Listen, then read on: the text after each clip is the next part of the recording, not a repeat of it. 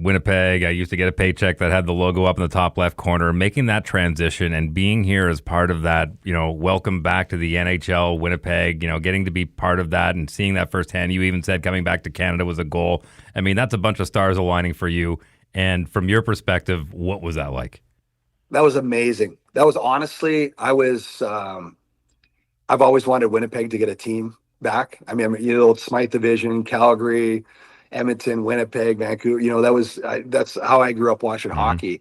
And, I know I played with a lot of guys from Winnipeg and a lot of people from Winnipeg, and I know how much everyone there loves hockey. And, to go back and wear a jersey where it's got the maple leaf on it, and I love the ownership there.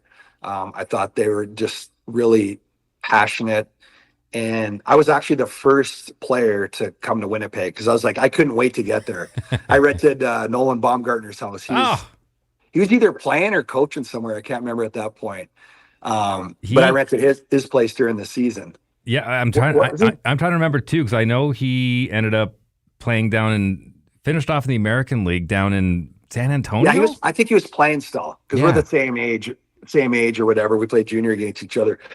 But anyway, I drove there, and I was just so excited to get there and just, be a part of a culture that's just lives and breathes hockey. It was awesome. I remember it was kind of funny because every time we'd meet somebody or, I was dropping my daughter off at school or whatever, people were thanking us, like me. There's like, oh, thanks for coming back. I'm like, I had nothing to do. Trust me, I'm happy to be here, but I had nothing to do with it.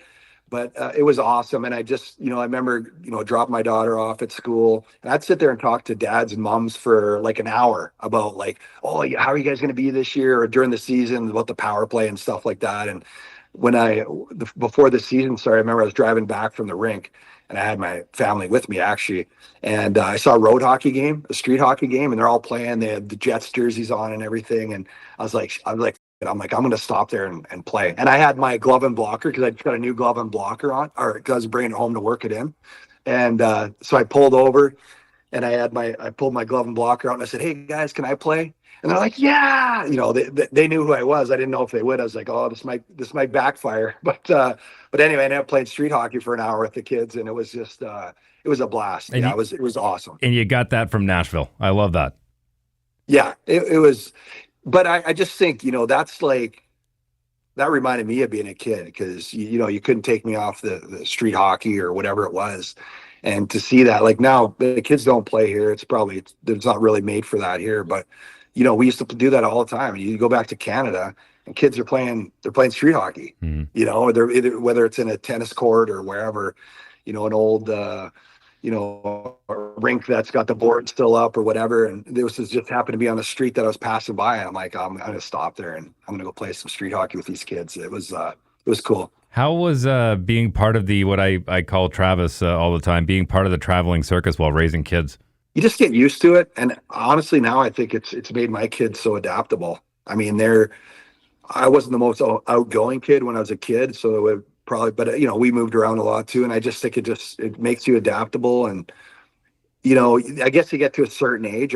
My first kid when I was 30, she's 18 now. She's going off to college next year. Congratulations. I have a 13-year-old, a 7-year-old. But no, it was fine. You just did what you got to do. I mean, I could never complain, with doing what I was doing. I was living my dream.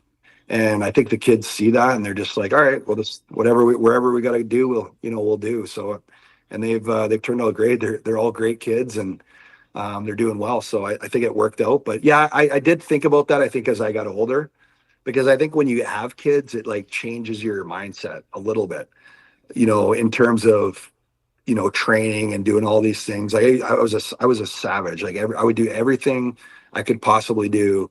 To come to camp in the best shape, and everything revolved around hockey. That was the only thing that I, was focused on. And when you have kids, it does change a little bit.